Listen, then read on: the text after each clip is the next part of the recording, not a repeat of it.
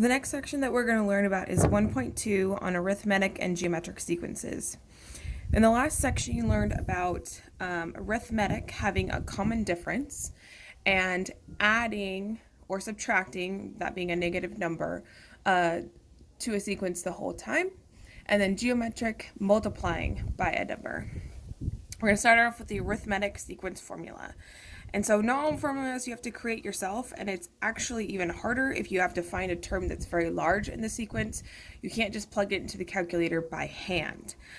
So when that comes into play, you want to use this formula. Okay? We have a lot of different notations here, and actually probably when you've learned about this formula before, you use little a's here, lowercase a's. Our book uses u's, and they can use pretty much any letter that they want to, but in our book they use u's. Okay, so let's figure out what all these pieces mean. Obviously you should recognize the D, the common difference.